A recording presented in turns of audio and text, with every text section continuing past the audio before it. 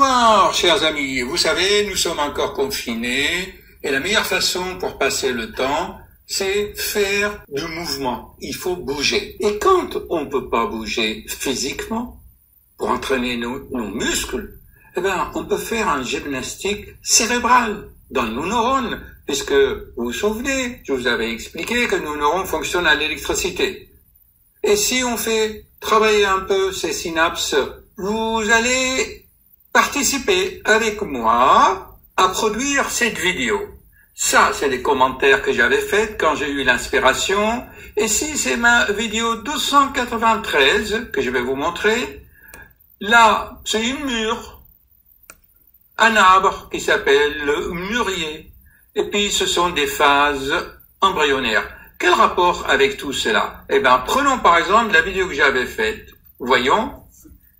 Je vais enlever le son. Vous voyez, j'enlève le son, séparation de l'audio et de la vidéo. On travaille ensemble, hein. Hop. J'enlève le son ici.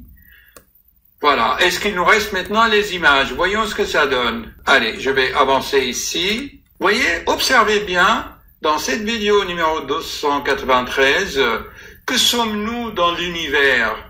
Alors, vous voyez, il y a l'univers du côté gauche, et en bas, à droite, ici, vous avez le développement embryonnaire.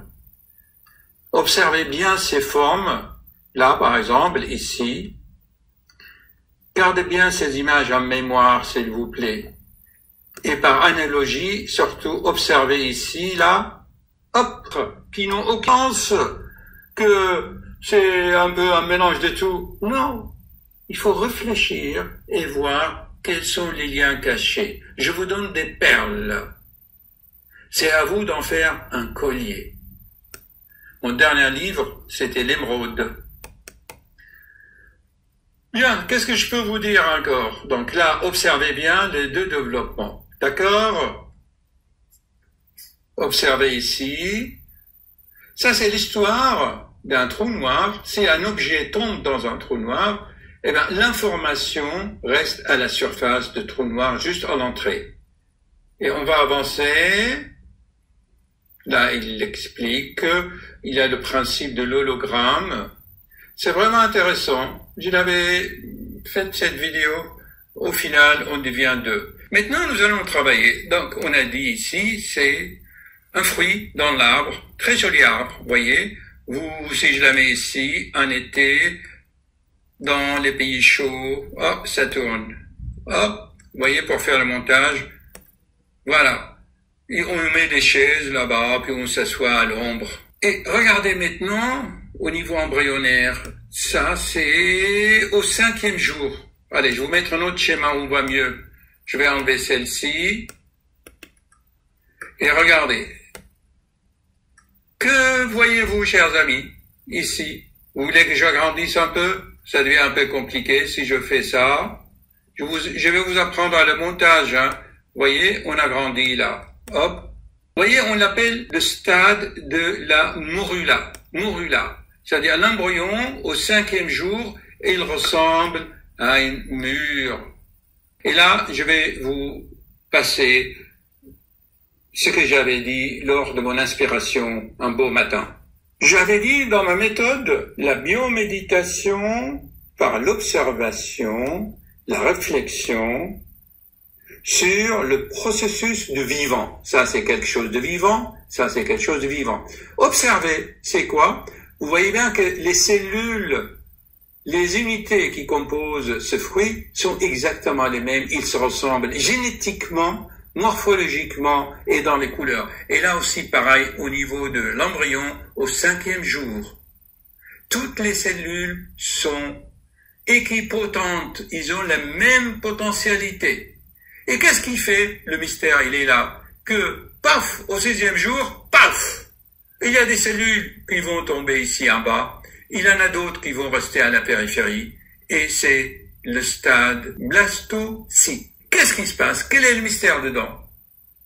Pourquoi toutes les cellules qui étaient semblables. Pourquoi ils se différencient? Il y en a qui vont vous inventer plein de théories. Écoutez mes commentaires. Il n'y a pas d'explication puisque tout est génétique et tout le programme, ces cellules ont le même programme. Qu'est-ce qui fait qu'ils changent? Là, il y a un mystère. Je ne dirai que aux initiés. Et c'est expliqué dans mes livres.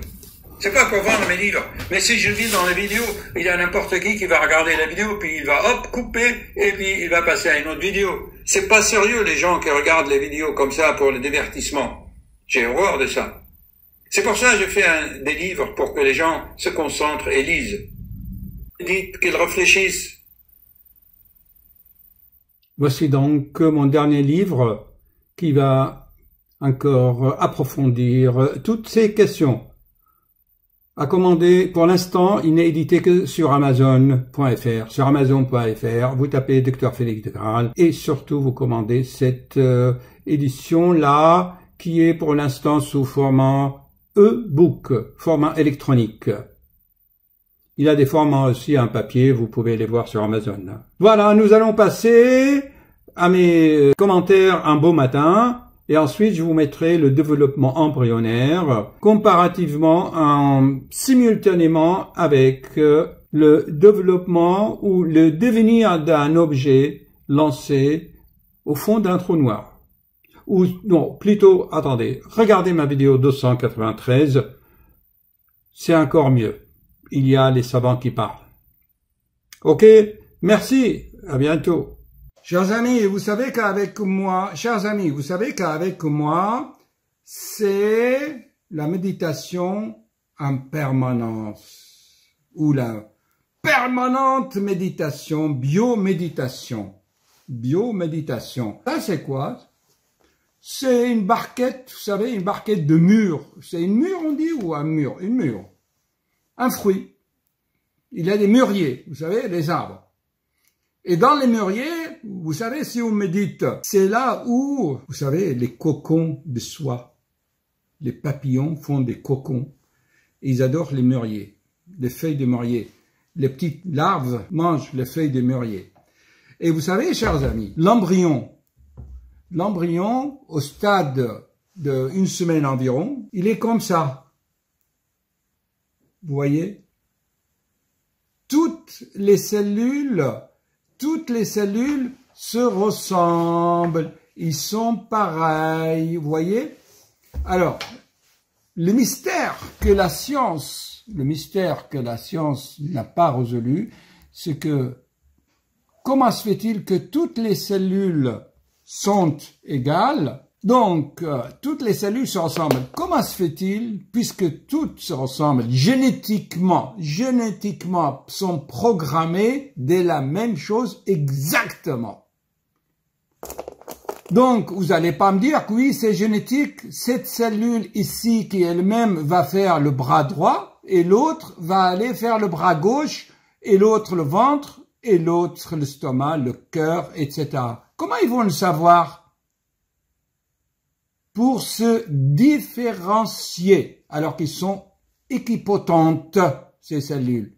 Comment ils vont se différencier? Puisque exactement la même chose. Eh bien, chers amis, la science ne sait pas, parce qu'il n'a pas intégré la spiritualité dans la science. Pour la science, il faut la spiritualité. Et nous savons que tout ce qui est spirituel, je vous l'avais dit, chers amis, tout ce qui est spirituel est magnétique. C'est magnétique. Donc, magnétiquement, il y a un champ électromagnétique qui va les diriger. Ils vont glisser comme les planètes dans l'espace-temps. J'ajouterai spirituel, ça veut dire magnétique. Ça veut dire selon le corps astral qui est de nature magnétique. Vous voyez, en partant d'une simple mûre, qui est très bon d'ailleurs. Allez, à votre santé. C'est un délice. À tout à l'heure.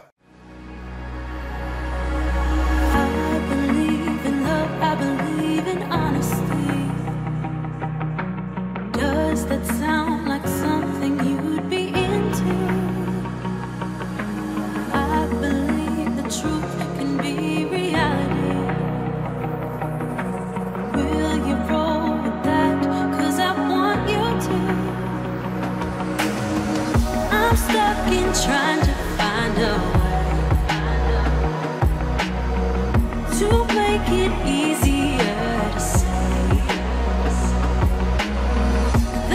there's just one thing